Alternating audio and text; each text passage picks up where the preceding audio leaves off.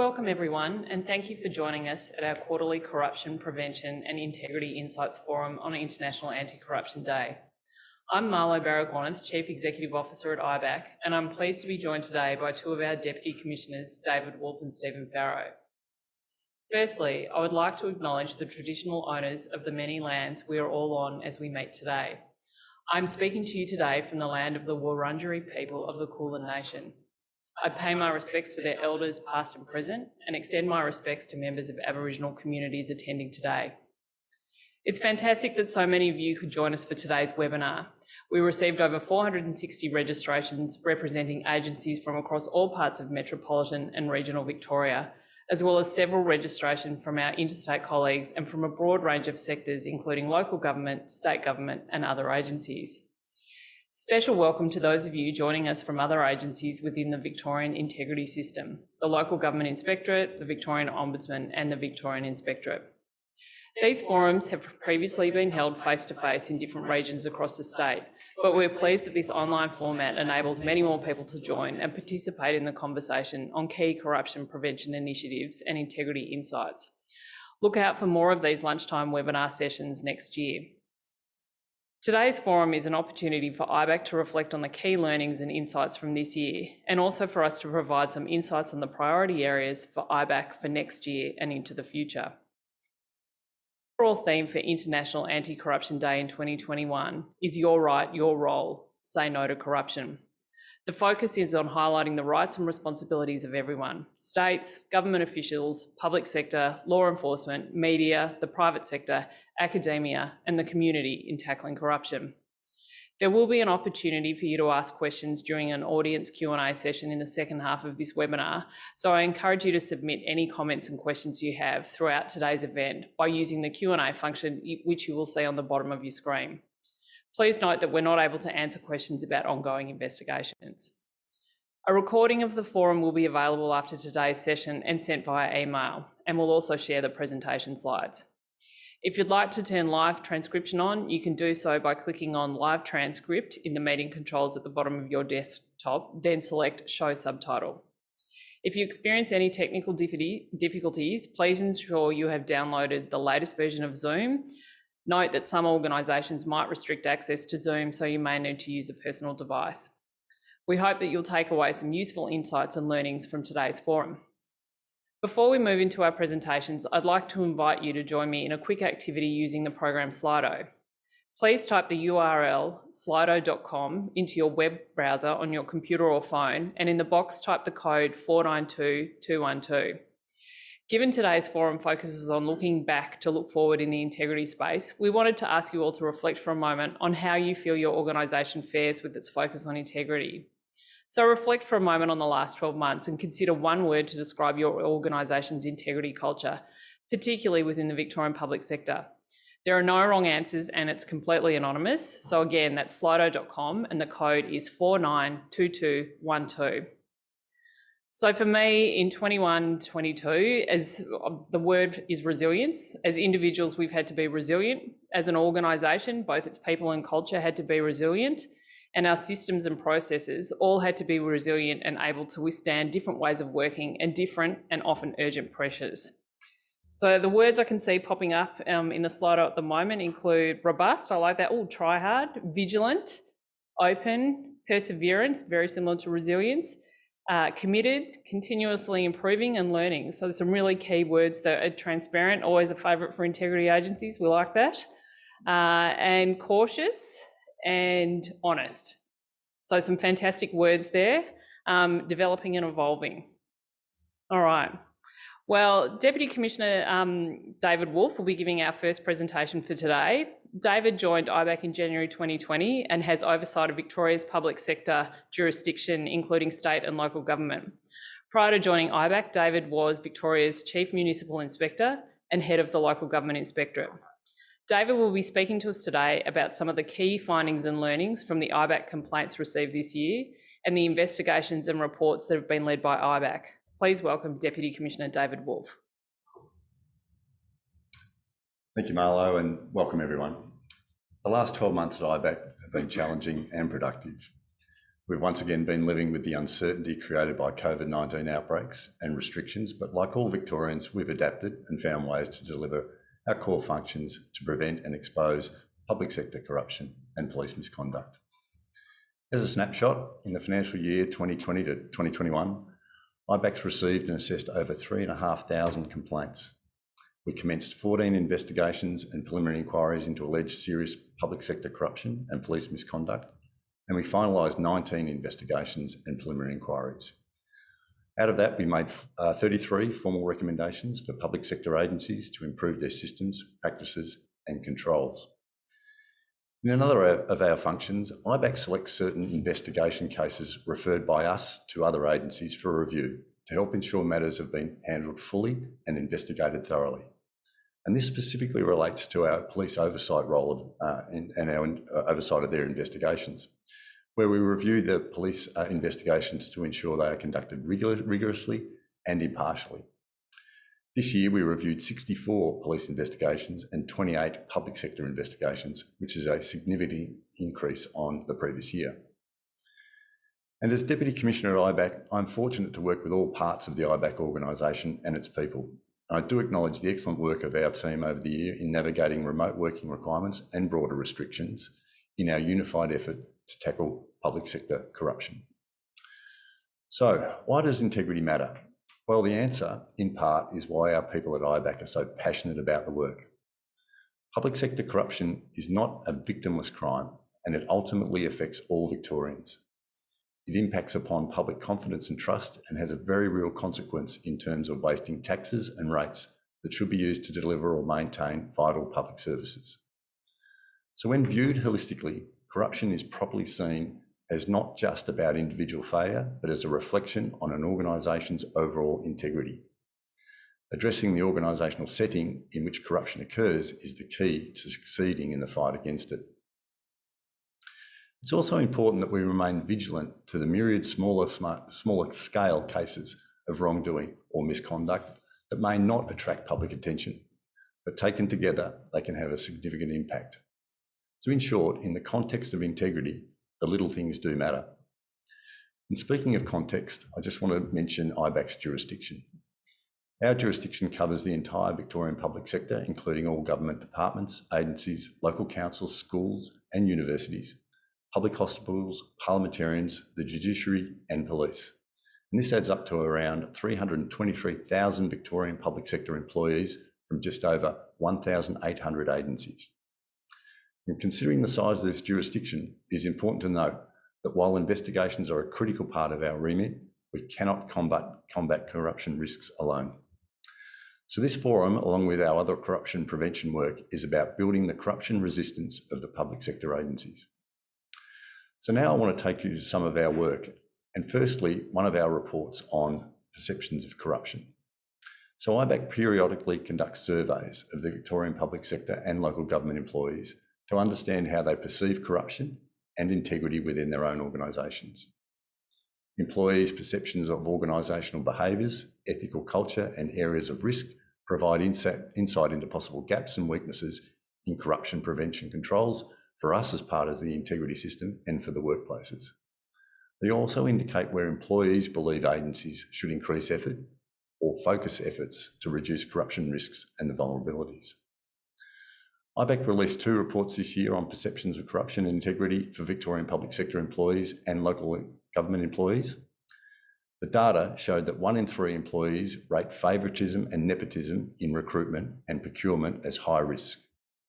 And over 1 in 4 employees rate failure to declare or manage conflicts of interest as high risk. And both these findings correlate with prominent corruption risk commonly identified in our work, which I'll speak about shortly. But importantly, the data and findings in these reports are from employees in the public sector and local government itself. So it's essentially the employees telling organisations where their risks are to be found. So if I can suggest one simple cross-reference of the findings in these reports with your risk register, that might be a very useful exercise. Now to the current integrity challenges as we see them.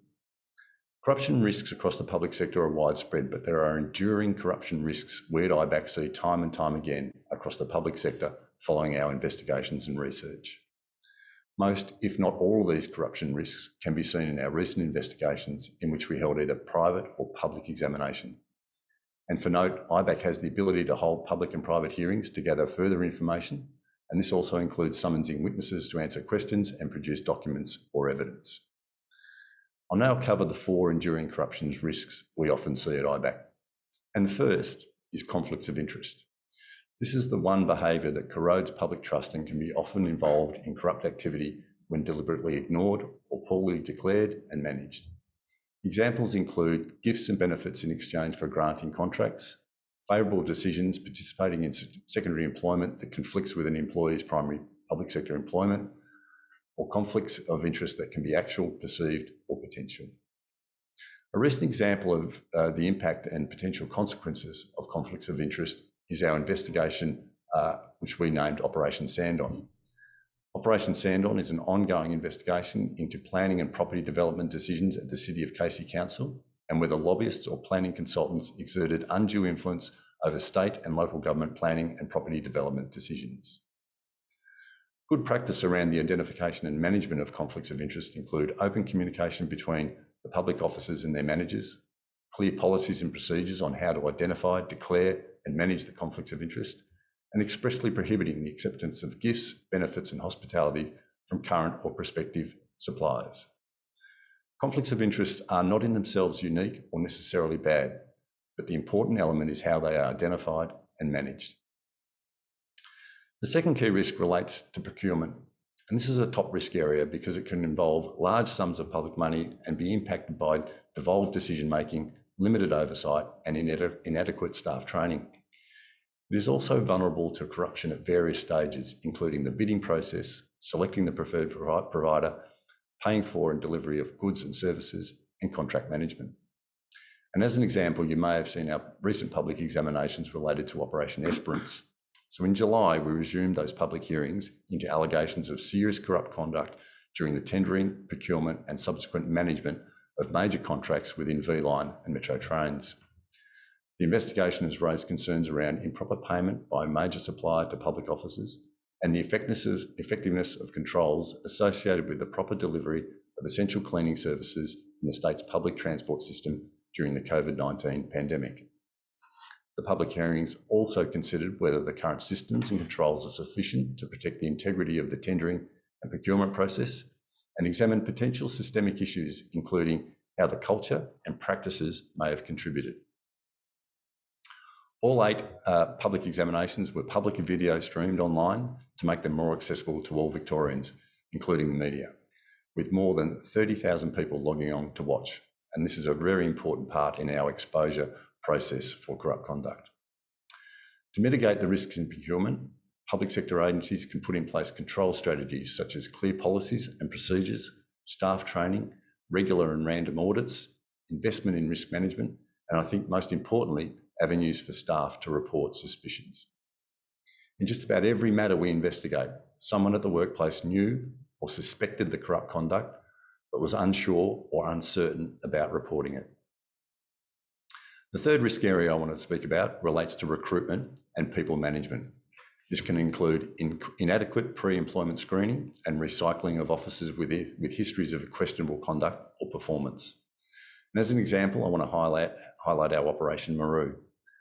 Operation Maru was an IBAC investigation that commenced in 2018 into allegations that a former CEO of a Victorian regional health service misused their position and engaged in corrupt conduct, including that they subverted the procurement processes and failed to declare and manage conflicts of interest.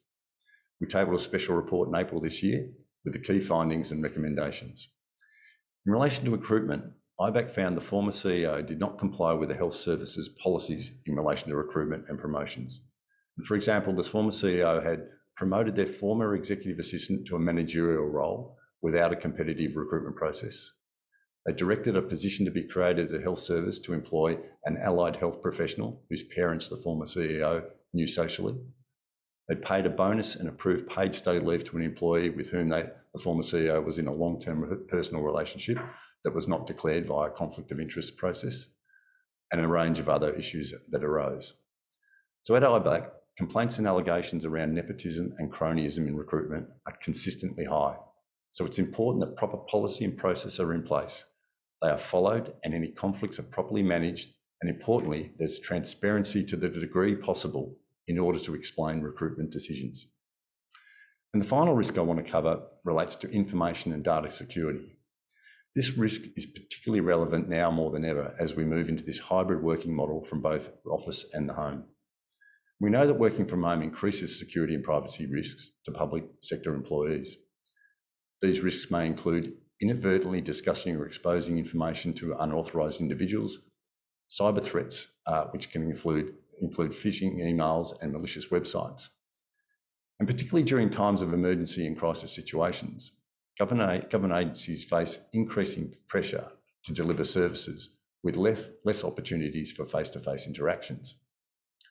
During these situations, public sector employees may come under pressure to take shortcuts to accelerate delivery, and this may include initial risks of more cases of nepotism or cronyism, failure to document those decisions, a lack of transparency, and overall poorer decisions being made. In these challenging and dynamic periods, the need to provide leadership and corruption awareness training to the workforce remains crucial. Successful organisations are those that balance the pressures for service delivery and changes in circumstances, but also create, foster and maintain a highly ethical and corruption-resistant workforce. And the last point I want to make as part of this presentation today relates to something I touched on earlier, and it's about that speak up culture. A culture of integrity is fundamental to corruption resistance, and many of you here today are in leadership roles in your agency. In your capacity as senior leaders, you play a critical role in dealing with and preventing misconduct and corruption, as well as building pro-integrity cultures within your organisation. This is one of the most important actions public sector leaders can take, and it is pivotal in ensuring agencies are trusted by staff, customers, and the broader community. So at IBAC, our research shows that it's important for leaders to act in the public interest and lead by example, support staff and encourage reporting of suspected corruption, support the delivery of ongoing corruption prevention training for staff, and openly and regularly talk about integrity and ethics. Be accountable for doing what you say you will do and hold staff accountable for their actions and for complying with policy and procedure, and consistently applying an ethical lens to decision making. And in summary, creating that safe space for staff to make mistakes and own up to their mistakes. An organisation culture of integrity that genuinely supports and encourages people to speak up is vitally important in exposing and ultimately preventing public sector corruption. Make sure you and your staff are aware that there are safeguards and protections for whistleblowers, including protections from reprisal or criminal or civil liability. And use opportunities to encourage and publicly support staff or community members to speak up about wrongdoing.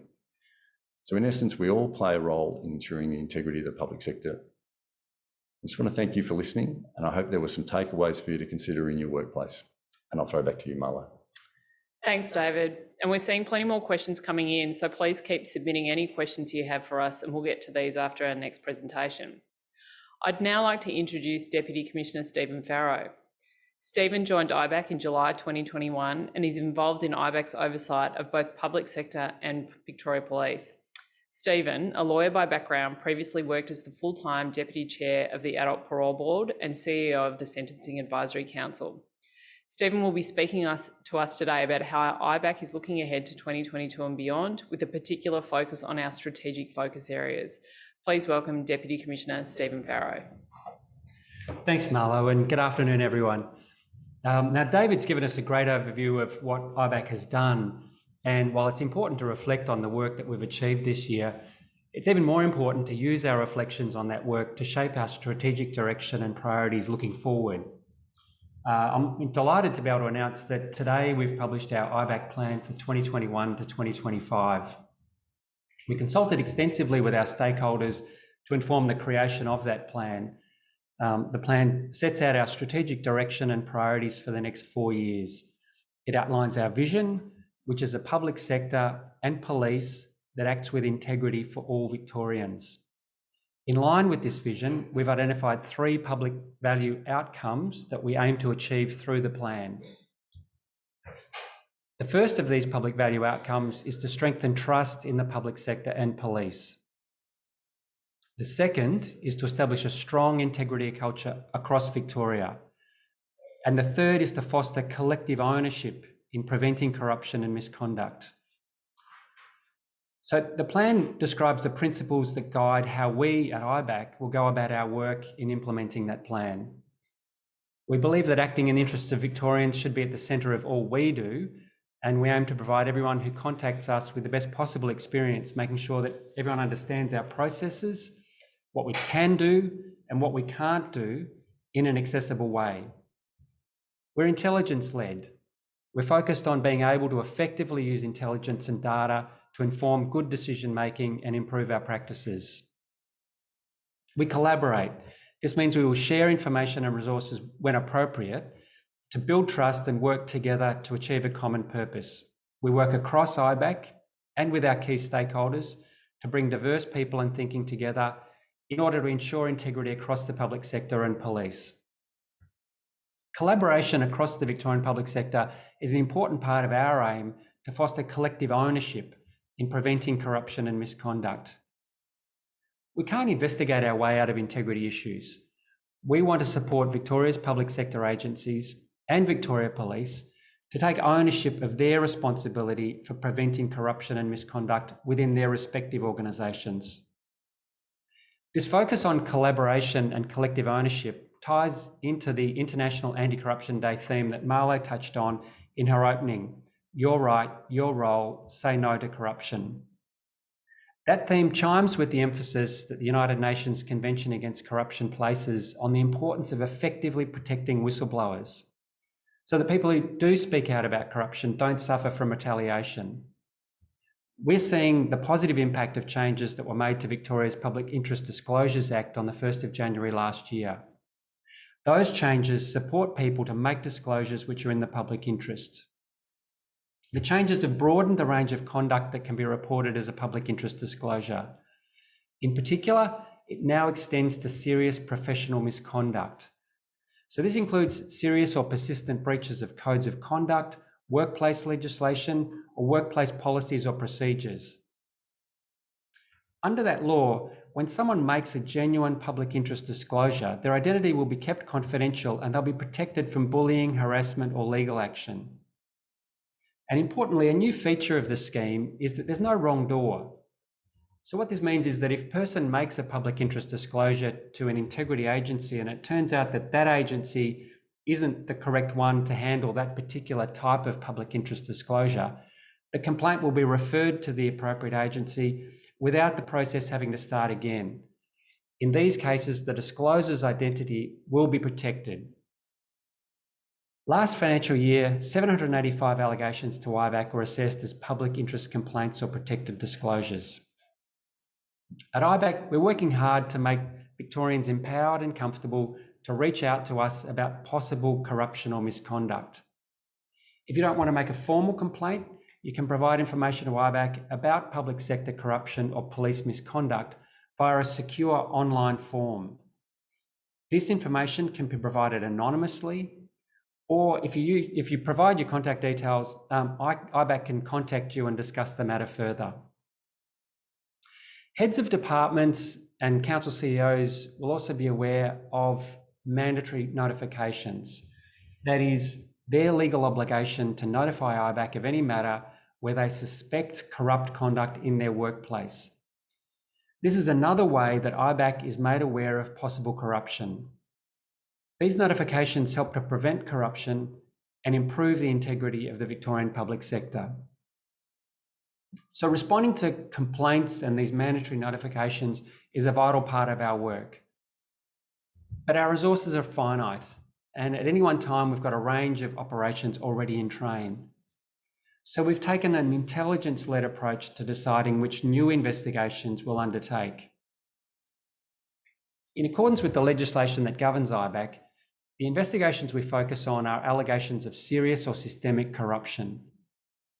In the past financial year, we've received 2,832 complaints. So this was a 17% increase on the previous year. We're just not in a position to investigate everything. So our decisions about which matters to investigate have to be led by intelligence and based on evidence. To ensure that happens, we've identified 6 strategic focus areas. These don't bind our decisions, but they provide the organisation a structure and some guidance in shaping our work program. These focus areas have been informed by our strategic intelligence assessments, complaints and notifications data, operational intelligence, and our consultation with stakeholders. So the first strategic focus area is high-risk police units, divisions and regions. We'll be focusing on alleged misconduct in specific regions, divisions and work unit levels within Victoria Police, working to strengthen police oversight and accountability. As you can see, the second strategic focus area is high-risk public sector agencies. These agencies often have very large workforces across the state and are involved in the delivery of large and complex projects, including public-private partnerships. To support our work in this focus area, we'll be developing internal data dashboards and implementing a communication and engagement program to help inform the government agencies' corruption prevention strategies.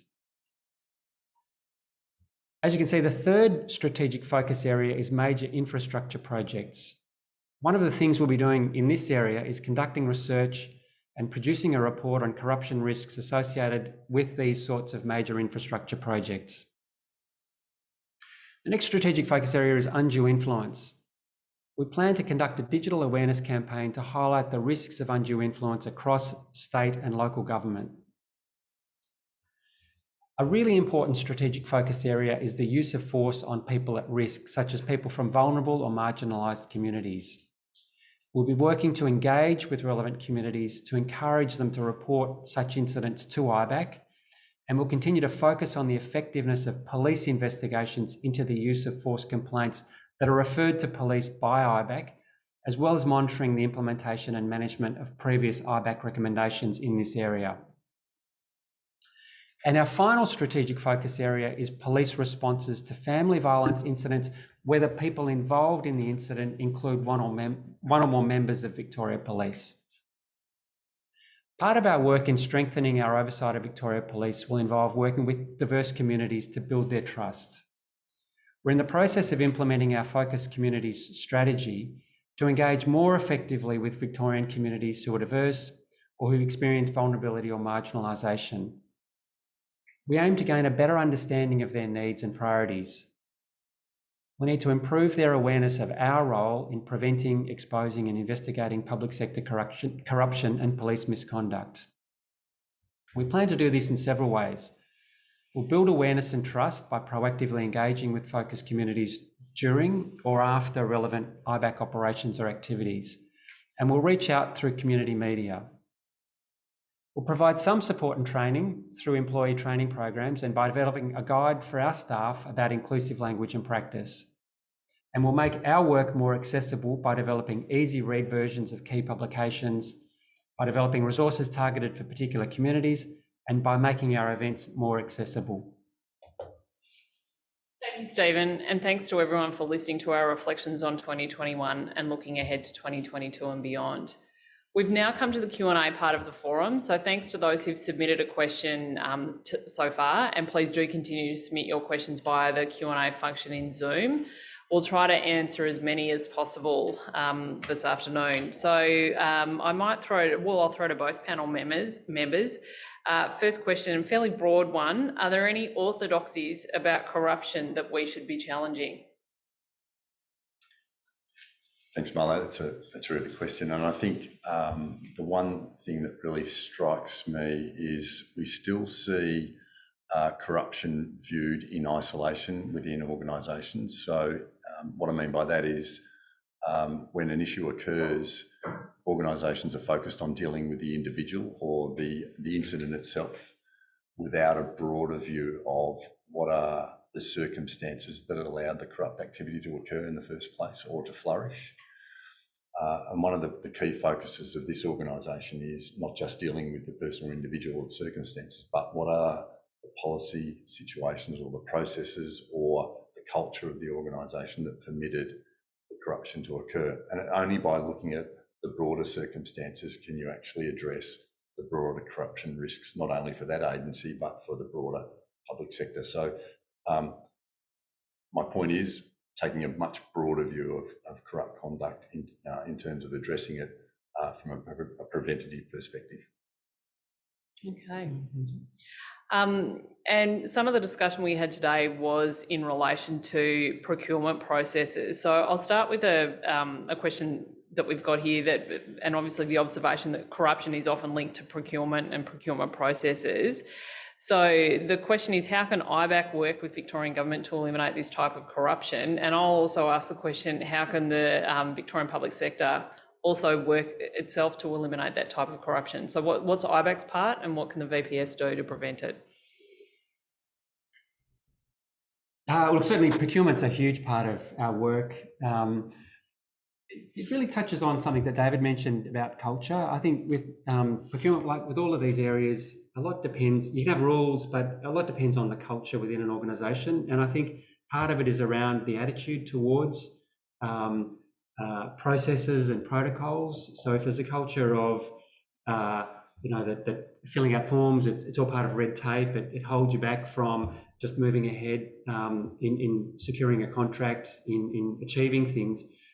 Then that can be a risk, because it's that attention to detail in terms of the processes, ensuring conflict of interest forms are filled out and are submitted, not after the fact, but and part of that is it's around a culture of approaching it that this is really integral, because corruption, it's much harder for it to happen if there's not an environment within which it can take place. And so if there's an environment of not paying a lot of attention to detail in terms of processes, then that's where we find particularly things like procurement can come unstuck.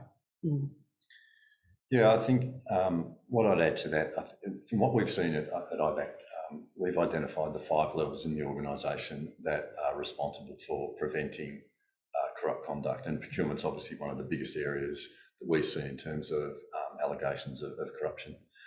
And those 5 levels are firstly with the individual employee, and one of the important parts for the employees is ensuring that when people come into the organisation, that firstly the recruitment process is proper. There's some strengths around the reference checking and the probity checking. And then when a person's brought in, they're properly inducted, so they're aware of the policies and the requirements, the values of the organisation that they're walking into. The second level we identify is the workplace itself and the work, the colleagues of the individual, and ensuring that the colleagues are, again, across the policies and procedures, but also that if they see something that's awry, that they have that speak up culture, they know where to take a report and what to do with it.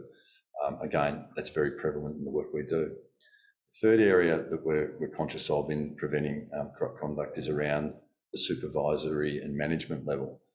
And what we often see is there's a real lack of supervision and management in areas where corruption has occurred, and particularly around procurement corruption. And noting that there might be instability or changeover in management structures. Again, that's not an excuse for allowing a corrupt environment to flourish. Fourth area that we're conscious of in preventing corruption is around your risk management areas, your governance areas, and having proper investment in those areas to make sure you've got systems and control and procedures in place to do your internal audits, to detect where things are not right and intervene as early as possible. And the last area, and the important one I spoke about, it was that leadership. So ensuring the organisations have that strong leadership around proper values and ethics, and then that's included in decision making, and then that can flow all the way down through the organisation. And if an organisation concentrates on those 5 key areas, then you're building a corruption-resistant organisation, where, particularly around procurement, where that transfer of public funds to the private sector, and often, many cases in large amounts, can be as proper as possible. Thanks, David. Well, and as you've reflected, procurement's often linked to conflict of interest, and making sure you fill out that form at the beginning of the process rather than leaving it to the end and that sort of thing.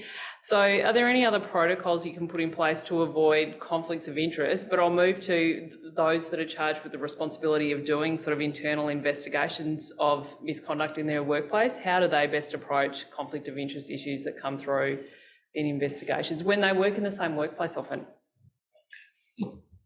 One thing we find is that it's impossible sometimes in some sectors, in some regional communities, to completely eliminate potential conflicts of interest. There might be a small community, small pool of people involved in a particular area. The issue is not eliminating potential conflicts of interest. Often it's about managing it. It's about disclosing it. It's about making sure that relative to the risk, it depends on obviously, are we talking a multi-million dollar contract? Are we talking about something smaller? So it's working about how to manage it within the risks that are identified. You can't do that if it's not disclosed. It's important that people do put it on the table and then to work out what are the mitigation strategies. Is it that we bring someone independent in? Is it that the person has to recuse themselves? But obviously you can't eliminate them, but it's about disclosure and managing them. And perhaps if I could just add, Marlo, I'm sorry to jump in, but I think the last part of that is the transparency of the process. So once you identify it and you manage it, how do you best communicate that management to all the people that are involved? Because often it's done well, but it's not communicated well, if that makes sense. And therefore, when it's not communicated, the suspicion's allowed to grow. So I'll just add that point. And I guess another thing that's really important to highlight with conflict is that it's not just actual conflicts, it's perceptions of conflict. So a person might say, well, look, I'm not going to be influenced, but it's how would someone looking at that from the outside, if they knew all of the information? And that's the problem often, that there's people feel embarrassed about disclosing certain personal connections and so on, but it's that awareness that it's about perceptions as much as the actual conflict. A COVID-related procurement question, obviously quite topical over the last couple of years, although applicable to any kind of emergency or urgent situation. How do you balance that tension between procurement compliance and making sure you're dotting I's, crossing T's and all of that sort of stuff in circumstances where you've got urgent procurement requirements and you're pretty much feeling the pressure to cut corners? So any advice that you can give on how best to balance those competing tensions? Well, if I could give credit to Vago, the Auditor General's Office, have published some terrific reports on exactly that issue of, what happens to procurement when you're dealing with a pandemic or other crisis. And they've got some great case studies that they've gone through in terms of good practice and not such good practice, bearing in mind the circumstances within which people are operating, but highlighting that even in those difficult situations, sometimes the initial work needs to be done quickly, but there are opportunities often to reassess, to decide whether to continue with a particular supplier or contract, and that it's important to still build in those integrity processes. Obviously, there's no magic answer to how do you balance all of that, but I think some great case studies that were in their publications recently that really thought through, well, here's how it was done well and here's what, where it wasn't done as well. Yep. All right, so everyone get onto the Vago website and check those reports out. Another area where I think there's the issue of poorly communicated processes as well comes in relation to recruitment. And so a great question that we've got here is about internal polling in the department identified a high level of distrust around recruitment, conflicts of interest and presumably nepotism that goes with that recruitment. What strategies could be used to improve practice and confidence? Yeah, I think I'll take that one. Thanks, Marlo. And if we think procurement's a driver of complaints in this organisation, I can assure you that recruitment activity is second, but not by much. It's particularly prevalent in regional and remote settings or in organisations that have a high level of technical expertise. So it goes back to the transparency and where it is possible for agencies to communicate the outcomes of the recruitment activity as best possible. So starting from the start of the process, having a proper process to advertise a vacancy, going through a merit-based recruitment process, or if not, then clear reasons as to why it's not a merit-based. Having separation between people that are actually involved in the recruitment process and sign-off and decision-making is always advantageous. Ensuring that any conflicts, again, we've spoken about conflicts, but they are properly identified and managed. And again, we see it in highly technical areas. It's almost impossible for people involved in recruitment not to know those that are applying for roles. But as long as the conflicts are identified and they are managed, then we see a proper recruitment process conducted. But then it gets to the point where the decision to recruit and the successful applicant is announced. Often we see just that announcement of the person and there's no rationale behind it, which leaves people thinking there must be something more to it. So without that communication, it breeds suspicion, and that often leads to complaints. So again, my one point I want to make is that if you can, and what you can do in terms of communicating the outcomes without breaching any privacy, the more, the better. Thanks, David. I think another issue, and I think it particularly goes to that communication issue and how broadly things are communicated, but I'll flip it in the other direction. How do we communicate to people that it is safe to speak up? And Stephen, I know you covered that a little bit in your presentation. But can you elaborate on the expectations that we have of the public service and agencies around how to report corruption so that the person who's actually the sort of complainant or the disclosure feels safe? So what steps, or what are our expectations, and what's some advice for the departments that they could put in place in relation to how best to support or protect the person who's making the complaint and communicate that clearly to them? Well, certainly there's been an enormous amount of work in Victoria on the legislative framework for what used to be called whistleblowers. That legislation has been reviewed multiple times. It's really important for people to be aware of the legal framework, which has been, as I say, repeatedly reassessed and elaborated. It builds in a really robust structure for reporting, as I say, for referring between agencies, so that if you report something to the wrong agency, you can be confident that it will ultimately make its way to the correct agency and that you're protected all the way through. But it's very important for leaders within government organisations to ensure that they set up structures that are consistent with their obligations under the legislation. And I think it's really an important role for IBAC to, there's a lot of information on our website, resources that are available to highlight what protections are available. And if I could just add to that, I spoke a little bit about the importance of the speak up culture within the organisation. And ultimately, a person who wishes to report suspected corrupt conduct or improper conduct in the organisation, more often than not, they're seeking confidentiality. That's the primary issue that they're concerned about their identity not being exposed to others in the workplace or the wrongdoers. So that's the important part. The disclosures have got to have confidence in the process that the organisation has set up to not only receive the information they've got or they provide, but also act on it. And I think that's really important. And I often use this example. It was really interesting, a matter that we looked into not that long ago. We asked the organisation about their speak up culture, which they were very confident in. And they spoke about their avenue for people to provide information, which was a hotline. And that hotline went to a recorded message where the information was stored and supposedly was picked up by the organisation. Well, what we found was that the hotline and the messages hadn't been checked for over 9 months. So therefore, people were providing information and there was no action on it. So that really did damage the confidence of the people in reporting things. So what I would say is it's really important to set up the process, but it's also important to test it periodically to make sure it's working. Simple answer, check the phone line. Okay, an interesting and quite topical question that I might ask both of the panel members. How can we prevent undue influence by lobbyists and political donors? Very topical question. It is an extremely topical question, and it's quite a difficult one to answer because lobbyists have a legitimate role in our political system to provide information to decision makers in support of the projects that they are obviously engaged to lobby for. The important part is what sort of mechanisms or measures can be put in place to quarantine the decision maker from undue influence from a lobbyist. And that's a really important element that we're looking into.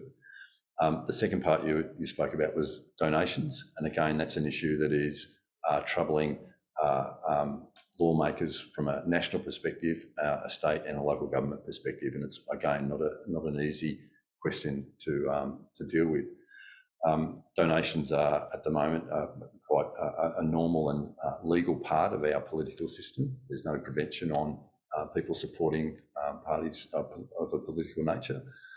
Again, it comes down to the mechanisms to ensure that financial support doesn't cross over into a promise for beneficial decision making once a government's in place, and quarantining those decision makers from any influence from a donor. So not easy questions we don't have the answers for yet, but we're certainly working on it as part of some of our investigations and looking at some of the policy and research from around the globe to see how other jurisdictions have attended to this to ensure our democracy is protected. Oh, look, I'll just reiterate what David said. There's no easy answers to these questions, but I think it's a really important point that, you know, we look beyond Victoria. We're not the first ones to confront these questions. There's a lot that we can learn from experience in other places, and that's you know, an important part of the work at IBAC is that research function. It's not all about investigations. There's a lot of work that's done on research and looking at are there different ways and better ways that we can incorporate into the recommendations we make. A bit of a suggestion from the audience, I think, probably on dealing with those conflicts of interest or people who've made a donation or indeed a lobbyist. What is your view on the value of having a probity advisor attend key meetings where conflicts of interest are known to exist, such as perhaps a donation or a lobbying interest? I'm not entirely sure I could see a probity advisor sitting down with a minister and a stakeholder, but anyway. Look, I think one of the other issues we deal with is about the ability to still conduct the business and for decisions to be made. And if you put too many overlays on it, there might come either too much delay or too much cost for the entity to actually make the decision. So I'm not sure a probity advisor in a permanent role. You might look at it for some really high risk scenarios, but often the probity advisor, we've seen a number of cases where organisations have identified those particular aspects and thought it might be useful up front to have that expert advice, but I'm not sure it's a blanket solution. Sorry if I've done anyone out of potential contracts. Yeah, I was just going to say it may not suit the probity advice business that well. Okay, next question, again, quite a topical issue as well. What's IBAC's advice, or what practical things, David or Stephen, can you suggest that can be done to prevent information misuse, particularly given the sensitivity and importance of a lot of the information government holds? Yeah, I mean, I guess I touched that on in my opening remarks. The change in work environments from a couple of years ago to this very much a hybrid work from home in the office environment has meant that information exchange is incredibly important. And what we see in many of our investigations is the misuse of confidential information for either corrupt purposes or improper purposes.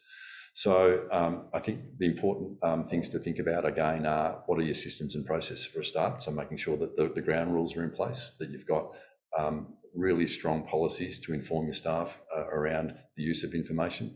You've got proper systems in place to make sure that you can monitor the flow of information, certainly from working from home environments back to the office and then to external agencies, and an auditable system as well. So making sure that if after the fact or as a regular part of your routine compliance, you can audit that behaviour. And then I think, again, it just boils down to the values of the organisation. So continually reinforcing to your staff around the importance of the information they have, the way they go about using it, and the importance of a trusted organisation that information of the nature of what we hold is not made available improperly.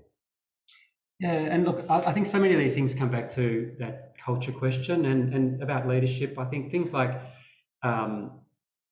leaders, but also the sort of middle managers and team leaders, impressing on staff that you can't share someone else's sign-in and login details. It's you know, that this is really important, that any piece of information that you have access to might in some way turn out to be quite significant, quite sensitive in ways that you don't even realise, and that if there's a culture of people using someone else's login and so on, it's not such a big deal.